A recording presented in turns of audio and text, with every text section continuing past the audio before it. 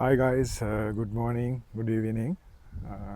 Football matches ගැන පොඩි update එකක් දෙන්න ආවේ. ගොඩක් අය දැන් FB Reels YouTube Shorts බලලා ඇති. මැචස් ගැන ගොඩක් අප්ඩේට් ඇති. මං ඒ සේම් ස්ටැට්ස් මම කියන්නේ නැහැ. ඊයේ මැචස් තිබ්බ දෙකක්. එකක් ඔස්ට්‍රේලියා vs ඊජිප්ට්. මම ගෙස් කරේ ප්‍රෙඩික්ට් කරේ ඔස්ට්‍රේලියා මැච් එක දිනයි කියලා.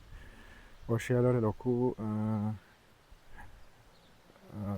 ක්ලබ්ස් මැචස් ගැන එක්ස්පීරියන්ස් එකක් නැහැ. මං හිතන රට ඇතුළේම ඒගොල්ලෝ සෙල්ලම් කරන්නේ. හැබැයි ඊජිප්ත් වගේ රටවල් ඉංග්ලන්ඩ් එක එකතු වෙලා ක්ලබ්ස් ලීග්ස් නම් ලීග් සෙල්ලම් කරන ගොඩක් එක්ස්පීරියන්ස් තියෙනවා. බට් ඕවරෝල් ඔස්ට්‍රේලියා තමයි වර්ල්ඩ් කප් හිස්ටරි එකේ ගොඩක් එක්ස්පීරියන්ස් තියෙන රට.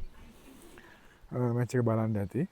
ගොඩක් ඉන්ටරෙස්ටිං මැච් එකක්. අවසානයේ 1-1 ඇවිල්ලා කියන්නේ ඉංග්ලන්ඩ් ඊජිප්තෙන් මුලින්ම ගෝල් එක ස්කෝර් කළේ ෆස්ට් හාෆ් ටයිම් එකේ. සෙකන්ඩ් හාෆ් ටයිම් එකේ ඉක්වල් වෙලා ඊට පස්සේ එක්ස්ට්‍රා 30 මිනිත්ස් වලින් ඒත් ඉක්වල් වුණා. ඉක්වලයිස් වෙලා පස්සේ මේගොල්ලෝ ගියා පෙනල්ටිස් වලට. ඒතර පොඩි වැරද්දක් වෙනවා හැබැයි ඔස්ට්‍රේලියන් ටීම් එකේ ෆස්ට් පෙනල්ටි කික් එක මිස් වෙනා ඒගොල්ලන්ගේ. කොහොම හරි හැබැයි ඊජිප්ත් වල සෙල්ලම් කරනවා. සාලේ හොඳටම සෙල්ලම් කරනවා. ඒගොල්ලන්ගේ ෆස්ට් ගෝල් එක ගත්තේ මොහමඩ් හනි. ඒගොල්ලන්ගේ නම් ටිකක් අමුතු නම් එකම මට කමෙන්ට් එකේ කියනවා. මොකද එකපාරක් ඉන්ජර්ඩ් වෙන්න ගියා හනිව. It seems not like honey for him කියලා. Different pronunciation හැබැයි.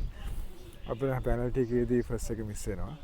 හැබැයි ඊජිප්ත් වල සෙල්ලම් කරනවා. ඊට පස්සේ අවසානයේ ෆෝර්ත් එකෙත් මතක නෑ අතර ප්ලේ එක නම මේ ඔස්ට්‍රේලියා පොඩි කොල්ලෙක් මේකත් මිස් කරන එක ඇත්තට මොකද බාස් කිසිම තේරුමක් නැති ෂූට් එකක් කරේ යා.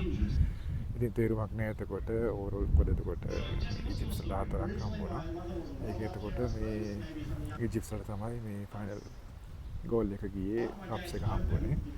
මේගොල්ලෝ සුපර් 32 වලට සිලෙක්ට් වෙනවා. 32 වලට සිලෙක්ට් වෙලා ඉවර වෙලා සුපර් 16 වලට සිලෙක්ට් වෙනවා. ඔස්ට්‍රේලියාවට ගෙදර යන්න එනවා.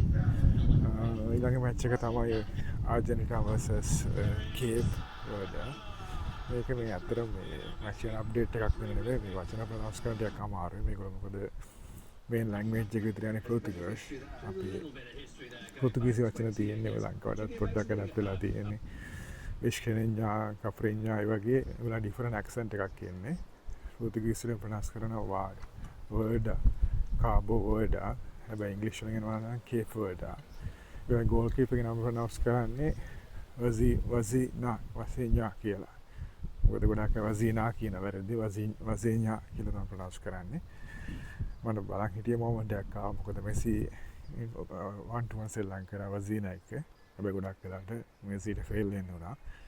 මේ අවසාන 90 මිනිත්ස් වල තමයි මේගොල්ලෝ ඊළඟ ගෝල් එක ආවේ. ඒ තියෙන අවසනාවකට මේගොල්ලන්ගේ එක්ස්පීරියන්ස් එකත් එක්ක වසීනාට ගෙදර යන්න උනා. හැබැයි දුක නෑ මොකද ඒගොල්ලෝ සෙල්ලම් කරේ වර්ල්ඩ් චැම්පියන්ස්ලාත් එක්ක.